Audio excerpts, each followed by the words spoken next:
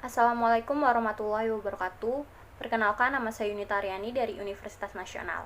Di sini saya akan menjawab soal UAS mata kuliah Sistem Informasi Manajemen.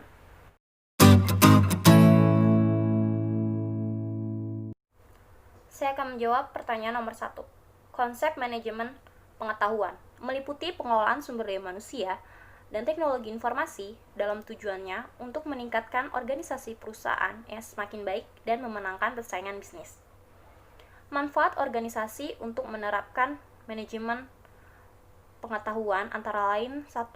Mencapai siklus pengembangan produk baru yang lebih cepat. 2. Memfasilitasi dan mengelola inovasi dalam pembelajaran organisasi. 3. Mengelola modal intelektual dan aset intelektual di tempat kerja.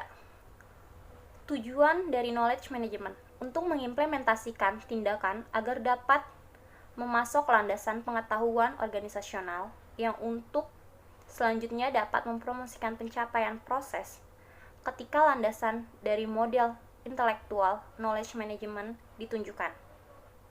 Manfaat knowledge management bagi perusahaan: yang pertama, penghematan waktu dan biaya. Kedua, peningkatan aset pengetahuan.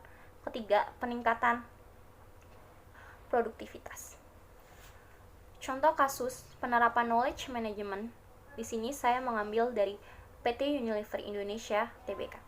Yang pertama, komunikasi pemasaran yang bersifat one voice, di mana sistem komunikasi ini bukan hanya untuk meningkatkan pencitraan dari suatu produk, tetapi juga harus menimbulkan hasil penjualan yang baik dari produk yang telah ditawarkan atau dipasarkan.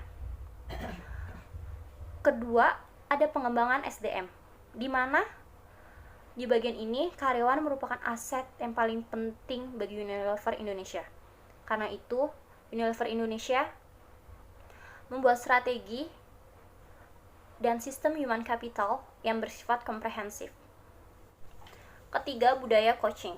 Budaya coaching di sini menjelaskan bahwa senior manager di suatu departemen mampu membantu dan memimpin karyawan-karyawannya yang bergabung di dalam departemennya. Tetapi sebelum menjadi coach, mereka dilatih atau diberi pelatihan untuk mengetahui teknik-tekniknya.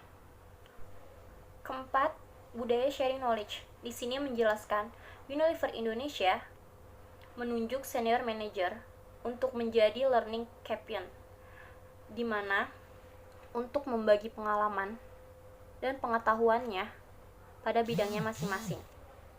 Dan hal-hal yang dilakukan oleh Unilever Indonesia: yang pertama, suatu achievement bagi manajemen dan karyawan. Kedua, restaurant page. Ketiga, solar. Keempat, good idea.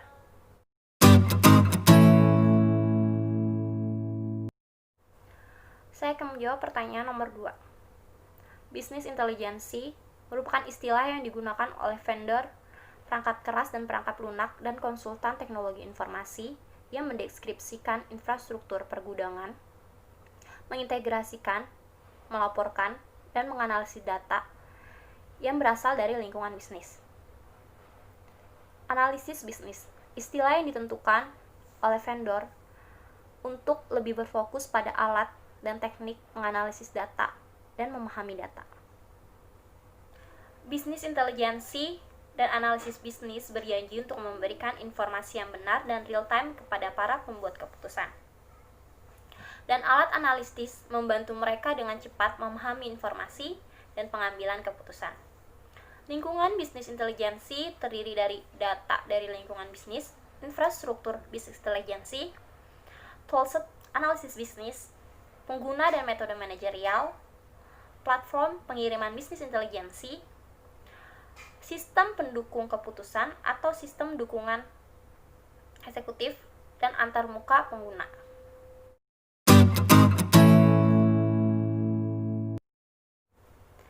Saya akan menjawab pertanyaan nomor 3. Metodologi pengembangan sistem adalah suatu proses pengembangan sistem yang formal dan presisi yang mendefinisikan serangkaian aktivitas, metode, best practice, dan tools yang terotomatisasi dalam pengembangan dan manajer proyek dalam rangka mengembangkan dan merawat keseluruhan sistem informasi.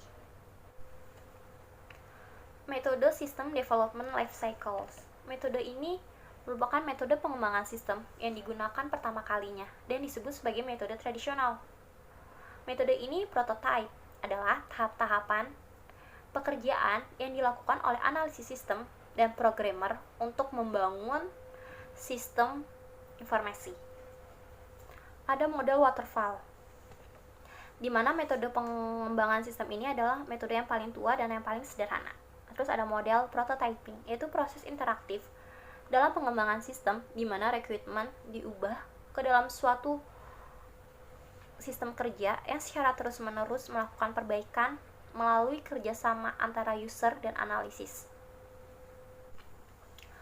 Ada model Rapid Application Development, yaitu penggabungan beberapa metode atau teknik terstruktur.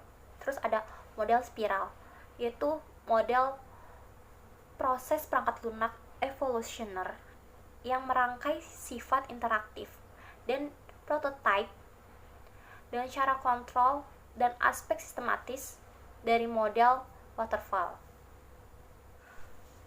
Object Oriented Technology, cara pengembangan perangkat lunak berdasarkan abstraksi objek-objek yang ada di dunia nyata. Terus ada metode End User Development.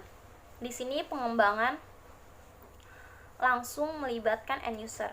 Keterlibatan langsung end user sangat menguntungkan karena memahami bagaimana sistem bekerja. Artinya tahap analisis sistem ini dapat dilakukan dengan cepat.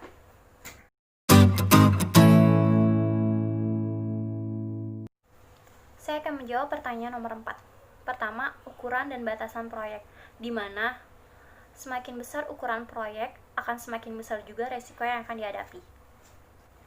Kedua, penguasaan teknologi, di mana semakin tinggi tingkat kompetensi dan keahlian para anggota proyek terhadap teknologi yang digunakan dalam proyek, akan semakin kecil resiko yang akan dihadapi.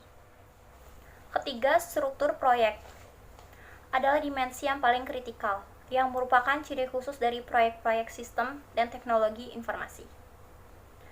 Sekian, Assalamualaikum warahmatullahi wabarakatuh.